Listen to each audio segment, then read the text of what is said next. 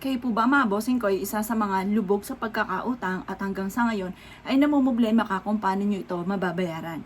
Meron po ako i-share sa inyo na isa sa mga subok na napakaswerte. Dapat po mga bossing ko ay meron kayong mga ganitong mga pamamaraan upang sa ganon masigit ka na makatrack ng swerte lalo na tungkol sa usapin ng pera.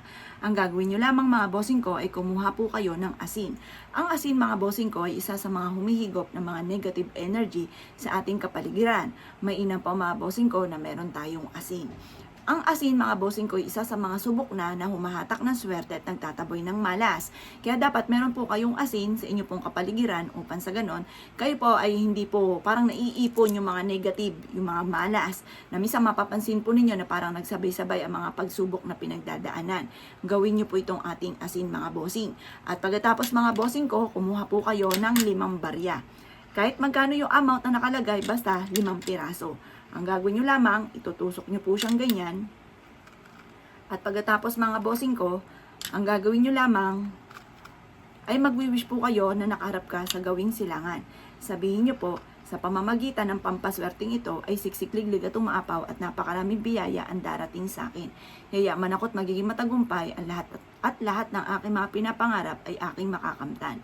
Ngayon pa mga bossing ko, mas mainam na i-wish nyo na lahat ng gusto po ninyo, lalo na kung ano man ang mga pagsubok mong pinagdadaanan. Sabihin nyo po dito ay masolusyonan na kung ano man ang problema nyo pinagdadaanan sa ngayon.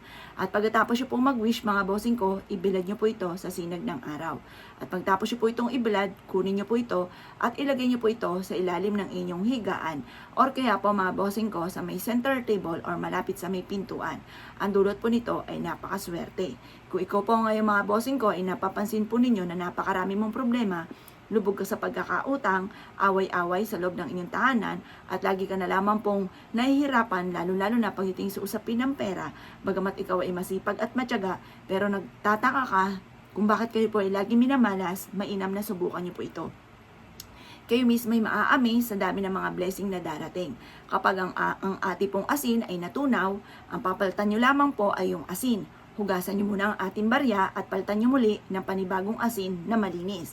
Basta hindi natutunaw, okay po yan. Huwag yung papalitan. Papalitan nyo lang yan kapag magtatapos ang taon. Or kaya napansin niyo na madumi na, palitan nyo na po siya. Ngayon pa mga bossing ko, ikay naniniwala at naisip po itong gawin, subukan nyo po ito. Hugasang mabuti ang barya kapag nagpalit kayo ng asin.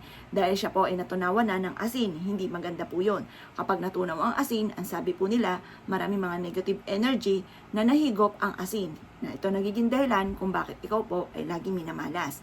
Nahigop na po siya, yan po ay kada higop ng asin, kada tunaw, yan po ay sumasama na sa asin, huwag kang mag-alala. At yan po ay, ang ending po niyan, hindi na po rin yan matutunaw kapag nahigop na ang mga negative energy. Kasi ganun din sa amin mga bossing. Dati-dati, ay isang araw lang ay tunaw ng tunaw. Kaya ang ginamit ko po mga bossing ko ay mga asin na sa may bangketa lamang na nabibili mga bossing. Yan. Ngayon pa mga bossing ko, proven po yan. Kahit sa mga bangketa lang mo po yung asin, okay na po yan. Basta importante ay malinis at hindi natutunaw. Kaya ako kinaniwala at naisip po itong gawin ay siya mga boss. Good luck po sa inyo po lahat.